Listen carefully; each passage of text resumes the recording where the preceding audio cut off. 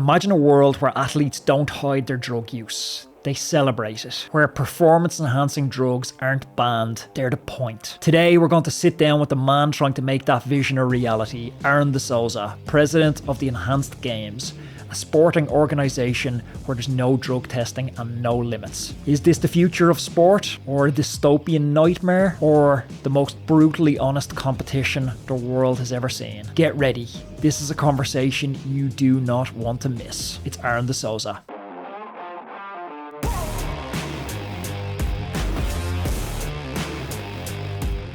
Dr. D'Souza, welcome to the Roadman podcast. Thanks for having me on the show. I'm really excited for this conversation. Let's start by giving me a little bit of context to the genesis moment. When was the seed first planted for the Enhanced Games in your mind? Well, it really grew over nearly 20 years. So when I was an undergraduate at Oxford University, I read a paper by Professor Julian Savulescu, a prominent bioethicist, who argued for the inclusion of performance-enhancing drugs at the Olympic Games. I didn't really rate that very highly at the time, but then in Christmas 2023, I was in a gym in Miami, and I overheard some bodybuilder types talking about whether they were natural or enhanced or natty or not. And I thought this was a very, very, I had never heard this term, and I think I probably looked it up on Urban Dictionary, natty. And then, obviously my algorithms bombarded me on Instagram and TikTok, and I saw more and more influencers being very open and honest about being enhanced. And then I thought, I think there's something really in this. And at the same time, many of my friends who are multi-billionaires take performance enhancements. Ozempic was rising, and I thought there's something really in this. And so Christmas 2023, I said, I'm going to do what I do on my favorite kind of holiday, which is I rent a beautiful house on the beach, and I take my laptop and I write the business plan for a new company or new philanthropic initiative that I want to pursue. And that year I did the Enhanced Games. It's interesting because it's taken one of sport's longest held taboos and it's kind of turned it on its head. And I'm excited to dive into that. But maybe before we do, just to ground a couple of terms, how do you define fairness in sport? That's a great question. Fairness is following a defined rule set. Yeah, I think it's as simple as that. I'm a lawyer, right? By training, and what is legal, right? What is legal and what is just are two very different concepts. One is a concept in law, and one is a concept in morality and in philosophy. And so I would say fairness in sport is abiding by the rule set set by the governing body, right? If you're going to participate in a sporting competition, you are agreeing to abide by the rule set by the governing body. There's an interesting area of law, which I'm sure you're familiar, but possibly listeners aren't. It arose post-World War when they tried German senior command, and they said to them, you're charged with mass killing of thousands of Jewish people. How do you respond to this? And the response was, well, I followed the law. So from that arose a precedent that some things are so obvious that they should be above the law. There's a hierarchy in law where God-made law stands above legislative law. Could you strawman the argument that even if performance-enhancing drugs are allowed in sport, it's so obvious that they shouldn't be? So that's actually a really interesting analogy that you use, because I in fact wrote my PhD thesis on John Locke and the concept of natural law, applying it in fact to the case of intellectual property law, not to the question of sport. So there's this question of are there principles that are universal in God-given law that are immutable? And I would say in sport, this abstraction is not correct, because if we were having this conversation 50 years ago, it would have been about amateurism. in sport. And so from 1896 until 1992, the core touchstone of sport was that being paid was ungentlemanly. It was immoral. It was somehow polluting the integrity of sport. And the idea of the spirit of sport, which is, I think, the natural law touchstone which you're drawing upon, actually relates to that concept of amateurism. And now today, amateurism doesn't even exist, right? It's been completely eliminated from the lexicon. And I think the same is going to be true of this notion of enhancement. So we will get into stuff that's more user friendly for listeners, but since we're on the legal debate, how do you think about consent in this? Because like, is consent fully like, so what, my master's is on the World Anti-Doping Code and its conflict with natural law rights. And one of the criticisms of the World Anti-Doping Code is if you're asking certain ethnicities to comply with World Anti-Doping Code measures, it's potentially in violation of maybe their religious beliefs around bodily integrity or their constitutional beliefs to bodily integrity. So yes, they have to consent because they can't participate in the sport without that consent, but is it really a full, free and informed consent? And I'd extend that argument to this. Is it really a full, free and informed consent if you can't participate without taking enhancement? So, I don't believe that free consent can be procured in a monopoly situation, right? So the problem about the World Anti-Doping Code today is that effectively you cannot participate in elite sport without being in the WADA IOC system. Yeah. Right. And so from a moral perspective, I think choice maximization is a good thing. And I think that's it. And I think we can take that as an axiomatic principle that to have two choices, it's better to have only one choice.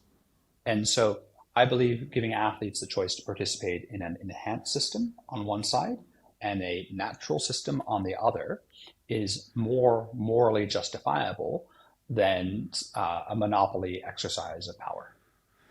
You're challenging an entire value system here.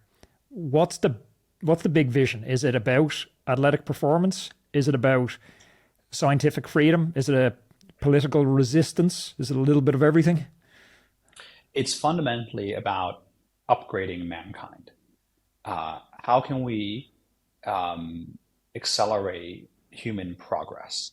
So the core ethos of the Olympic world is to remind humanity about its past.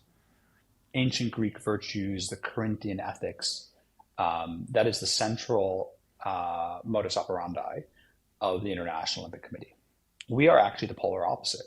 We're about taking the world today and pulling it into the future. And athletes and spectators can choose. Do they want to participate in the sporting world based on the past or one that is based on the future? Which category do we put Lance Armstrong in? Well, Lance Armstrong, to go back to your initial question, wanted to believe in a world of the future while being stuck in a monopoly system of the past, right? And, I am an amateur athlete, but certainly not an elite one. But I am a philosopher, a business person, and someone who likes to drive cultural change. And that's the unique skill set that I brought to this equation. Lance could have broken out of the Tour de France system and said, you know what, we're going to create the enhanced tour, right? He had the fame, he had the power, he had the money to do it, and everyone was using EPO at the time. Yeah, well, I think that's more about getting an edge rather than it is about the philosophical pursuit of exploring the limits of human performance. And it's then if you come to the enhanced games, that itch to create an edge happens again. Does that become Neuralink? Does that become genetic? It figures out where the limits of its category are and it tests those limits. Absolutely, right. And I hope that happens because that's a market force that will drive human innovation. So one day, pharmacological interventions like anabolic steroids and synthetic growth hormones will no longer allow us to break world records. We'll reach the peak of human potential with version 1 enhancements. And by that time, we will have already built a technology pipeline of products, whether they are brain-computer interfaces, artificial intelligence, cybernetics, allow us to push to the next level of human enhancement. And we will be able to create a rule set where they can be used safely and under full clinical and scientific supervision. I could definitely make an argument that there's something deeply human about the idea of limits, and that struggling within those limits is intrinsic within the soul of sport. Well, I think that's an interesting question. Well, it's more of a comment, right? There is something intrinsically human about limits, yes, but there's also something intrinsically human about looking beyond our limits. For the totality of human history, up until the last 100 years, we believe that we were stuck on this earth, right? The Wright brothers first flew, only more than 100 years ago now, and less than 50 years from when the Wright brothers flew, Yuri Gagarin went into space, and then Neil Armstrong landed on the moon, right? We pursue beyond our limits as human beings. And I think that this era that we live in is an era of great technological expansion, and that we have seen ourselves look beyond our limits. We now have a full-time intellectual sidekick in ChatGPT in a way that we could have never imagined previously. And as far as I can understand, sport hitherto has been the only field of human endeavor that has a technological cap on it. So the IOC and WADA have placed this cap on technological innovation. That doesn't happen in academia. It doesn't happen in science. It doesn't happen in finance, right? Only in sport is there a hard technological cap. Imagine if at the time of Gutenberg, right, the academy said, oh, no, we can't use the printed word. It only has to be hand transcribed. And you read from that time in the 1500s about this debate between the printed word and the written word. And there was seen as something very deeply spiritual and a connection with God about hand transcribing, and how the printed word and the printed book was something less. It was somehow adulterating the word of God. But if somehow the powers that be said, we can't allow the printed word, what would that have done to our society? It would have fundamentally held us back in the greatest intellectual revolution ever. Right? Imagine today if Harvard University said, we are not going to allow artificial intelligence at all because we believe in the purity of the human mind and that artificial intelligence pollutes the integrity of the academy. Right? It would be a ridiculous statement to make. But this is exactly what the IOC does. It says, we have created these artificial rules, and we believe that this narrow set of substances, anabolic steroids are bad, but creatine is not, pollutes the integrity of sport, and therefore there's a hard technology cap. I think the assumption there is that all progress is good and that we should never be protected from it, and that we never, as a civilization, made missteps. Hey everybody, let's take a quick break to talk about the bike I'll be riding this season, Reap. I've been lucky enough to ride all the top brands in the world over the past few years, but these Reap bikes, they're not the same, and I'll tell you why. Reap is the first company I've seen that isn't chasing sales targets and the mass market. They're chasing something very rare, perfection. Every bike they make, it's crafted in the UK factory, and it's not about slapping a Made in Britain label on a bike from a Chinese factory. It's about control.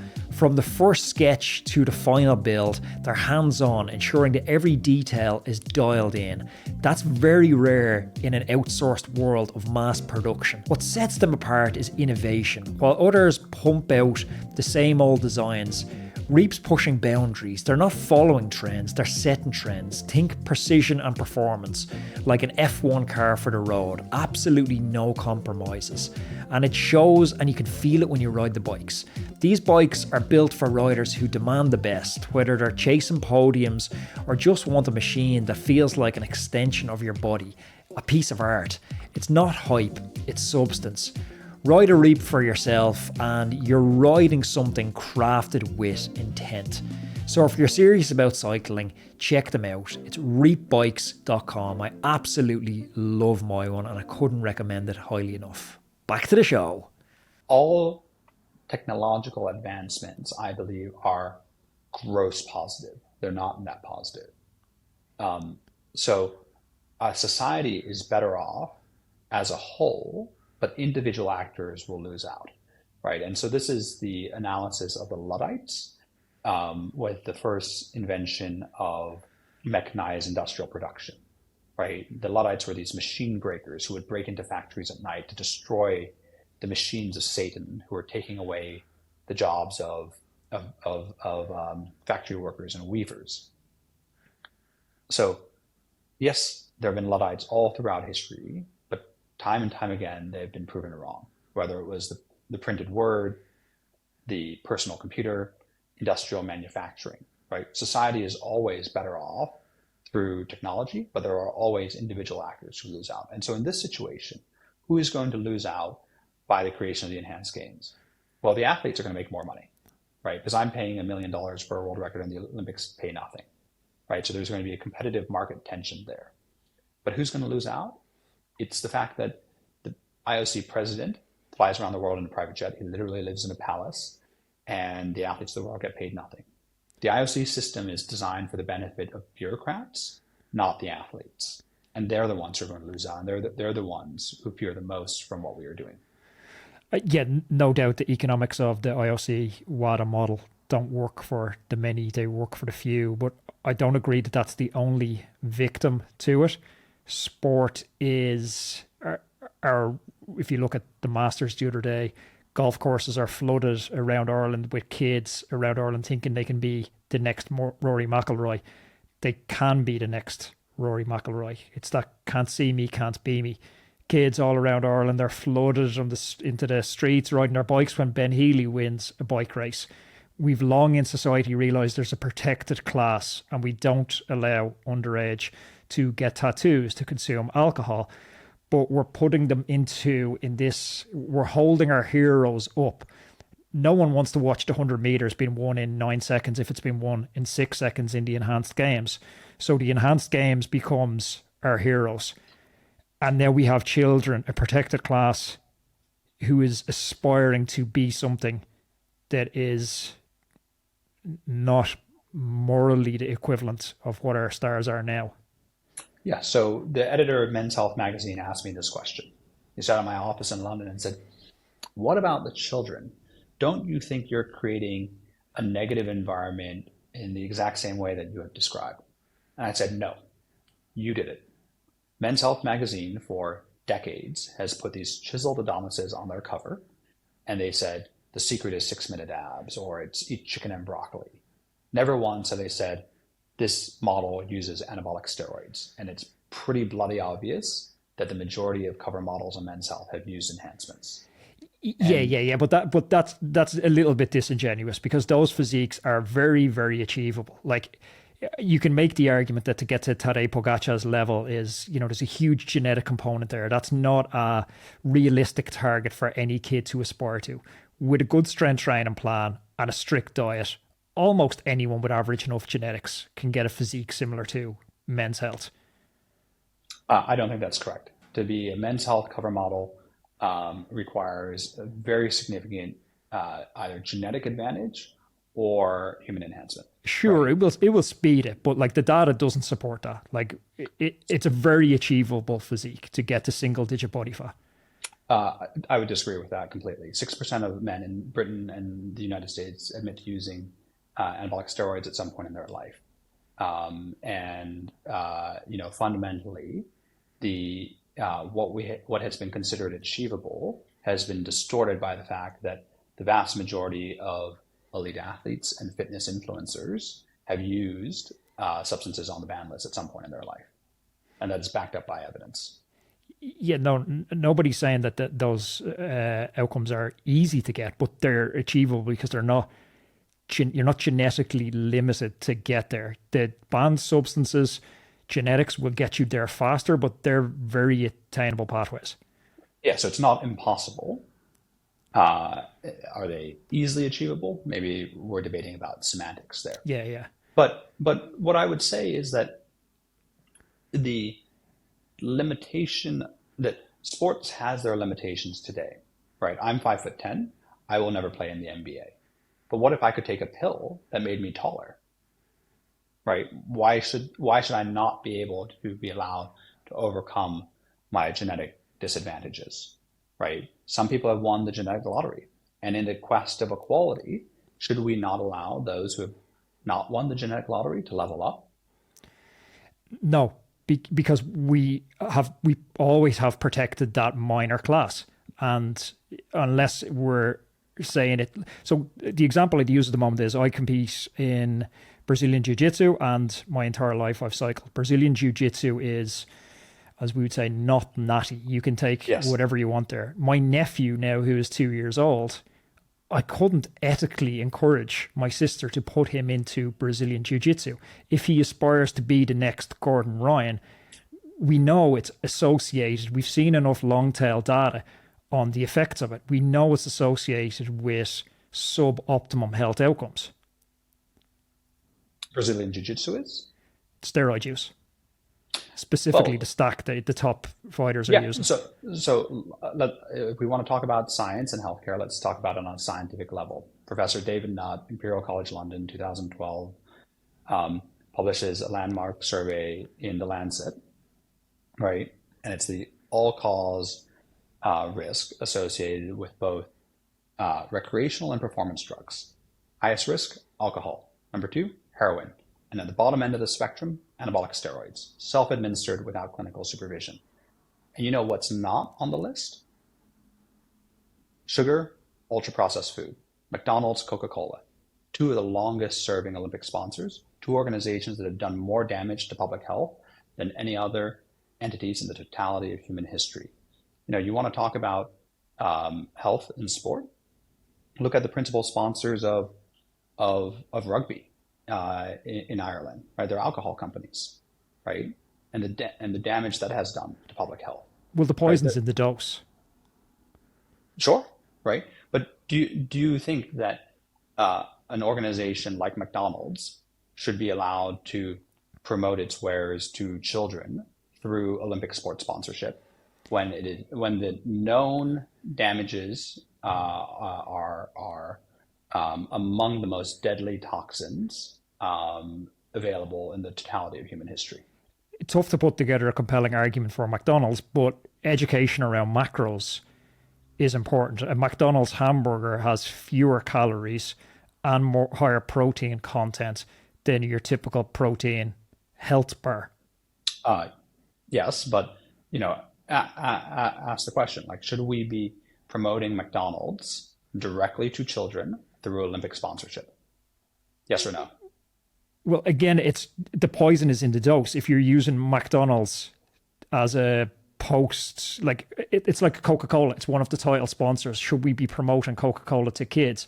Well, it's yes and no. Coca-Cola at the wrong time to kids, absolutely not. Coca-Cola during the middle of a bike race, almost can't think of a better formulated bike drink to have caffeine, sugar, easily accessible glucose. Same drink in your glycogen reuptake window straight after sport, amazing. Sitting in the cinema, down 2 liters of it, it's bad. Yeah. So it's a nuanced question. It's not a yes or no. Absolutely, right. And I think the same is true of performance enhancement. So I like to analogize this to Hollywood. So the Kardashians, they are visibly, openly, and honestly enhanced, right? They use cosmetic enhancements on a regular basis. They talk about it on their Instagram all day long, right? Children look up to the Kardashians, but the guardian is clinical supervision, right? A young girl might say, you know what, Mom, I want to look like a Kardashian.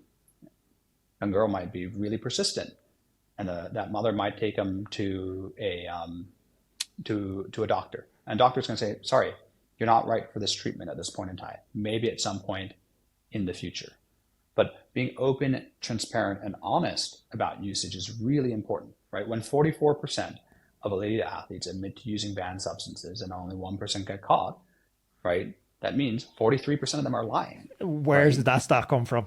Like I've been Oh, about bike racing, been a pro bike racer. I have a lot of friends who are current active pro bike racers.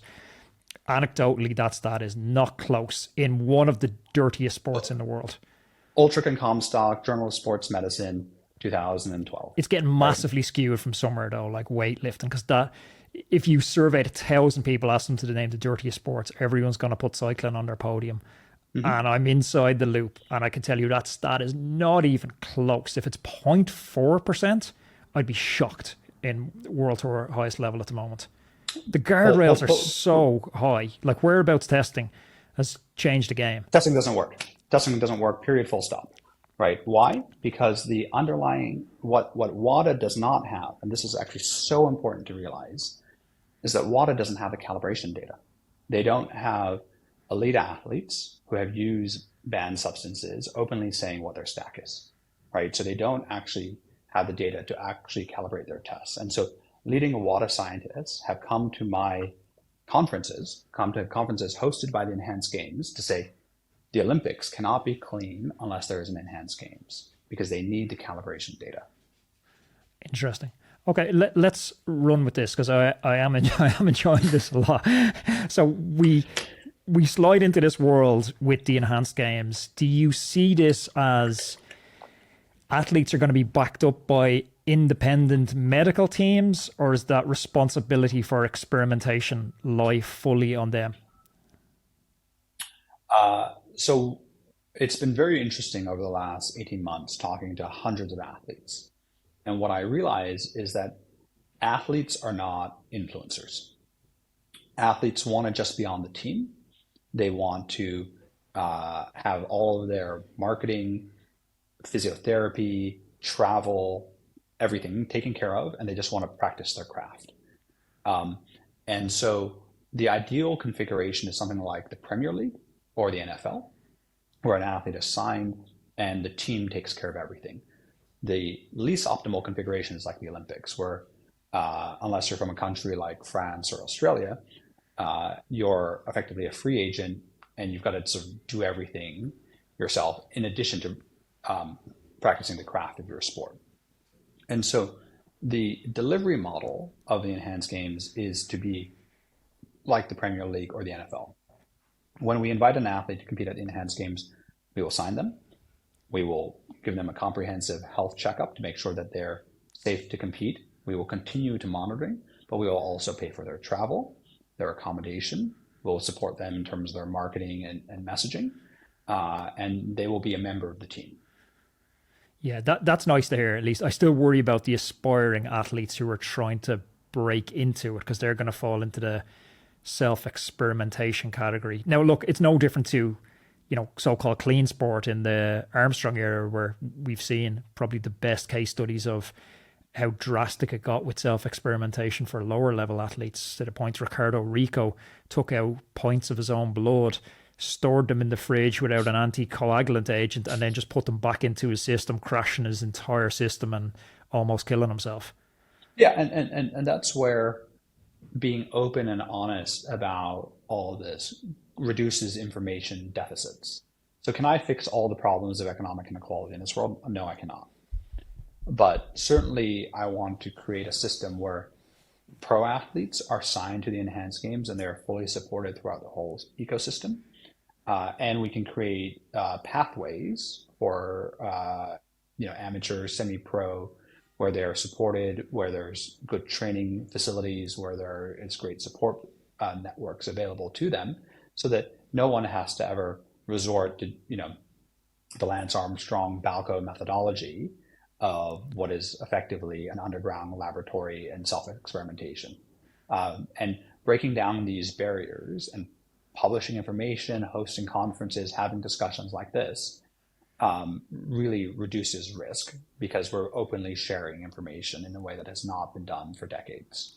Have you seen this study? It's a few years old at this point, where they survey a number of Olympic athletes and they say, if I could give you a pill that would guarantee you an Olympic gold medal, but you die 12 months later, would you take the pill?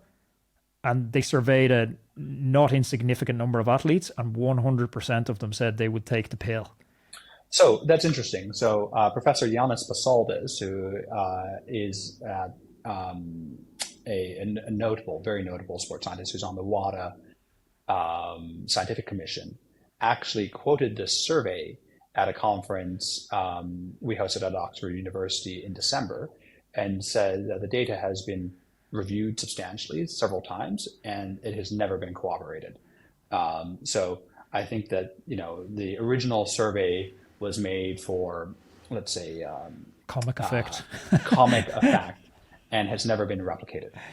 But it is in the validity of it or not. I can't verify it live, but taking the sentiment of it as someone who spent a lot of time in elite sport, and I can vividly remember coming down Alpine or Pyrenean descents at the front of a bike race and having the thought process, I don't care if I die, I'm not breaking and getting dropped out of this group.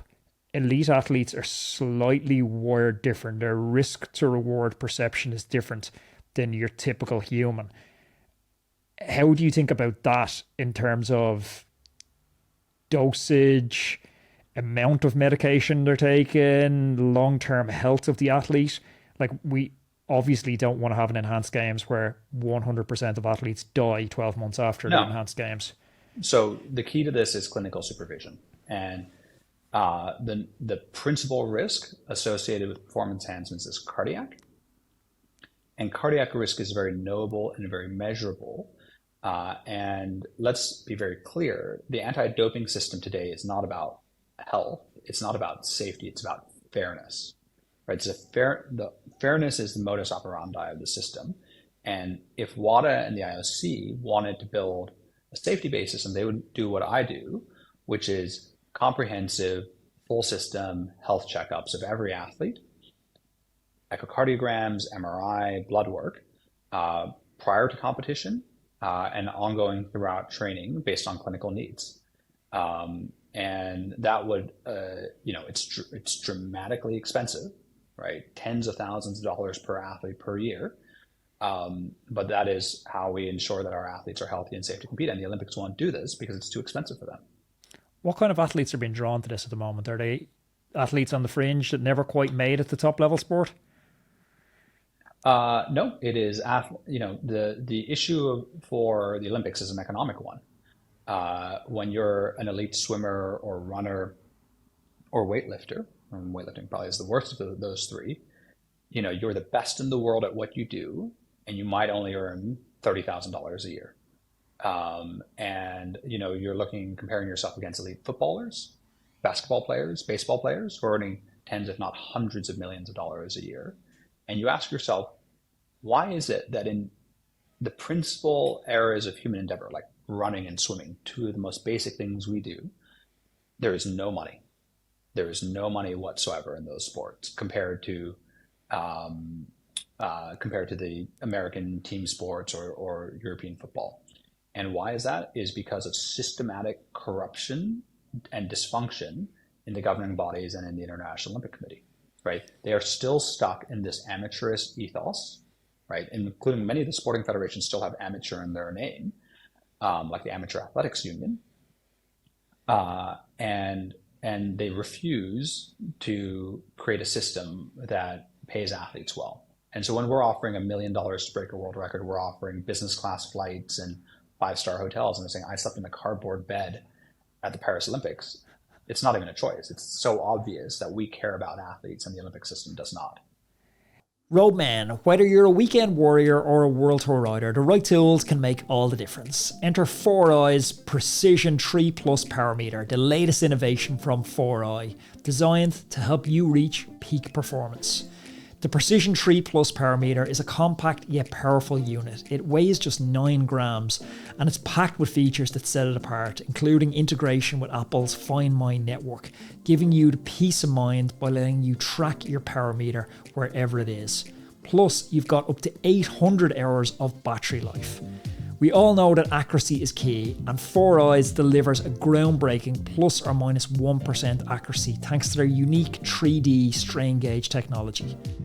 For those seeking even more data, the Precision 3 Plus Pro Power Meter offers dual-sided power meter metrics, giving you detailed insights into pedaling efficiency, torque effectiveness, and left-right balance. Four Eyes offers versatile product options to suit your needs. Choose from ride-ready power meters with pre-installed units on Shimano cranks, or up for factory-installed power meter, where you send in your crankset for a custom installation. Ready to elevate your cycling game? Trust Four Eyes Precision 3 Plus power meter. Precision, performance, and peace of mind all in one. Learn more by visiting 4iiii.com. That's 4iiii.com. I'm going to put that in the description down below. Do you see an ability to attract the best of the best across? Like, is Rashida Adeleke going to go across from 400 meters with a 15-year career ahead of her, and the adulation that goes with winning goals, hopefully in the next 2 Olympics for our country? All that glitters isn't gold, and all that's gold doesn't glitter.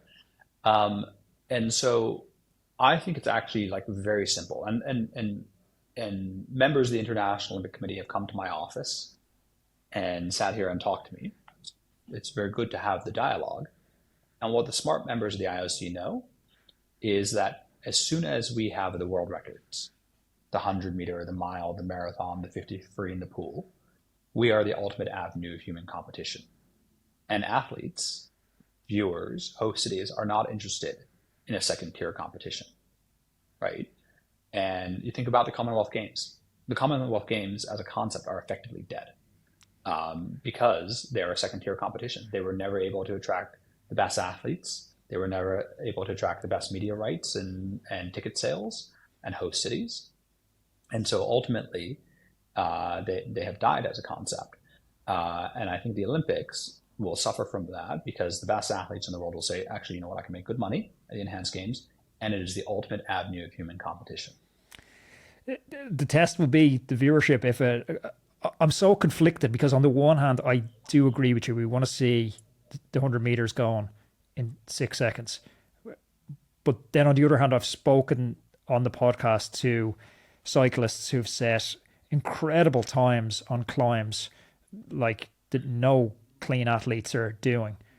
And I was like, why does more people not care about that? And overwhelmingly, the feedback was, no one cares because he's not compliant with WADA. He's most likely lit. We just don't care. No, I think that, do you want to be a human 1.0 when you know humans 2.0 exist? And people are proud to be a human 2.0. Yeah, if I was to strawman the argument against it, it's you can take so much of, like, the Armstrong hard work is real.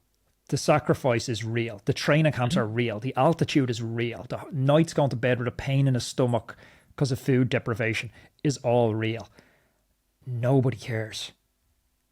Nobody cares how fast he went up them climbs. History's edited him out. Well, because he broke the rules of the system.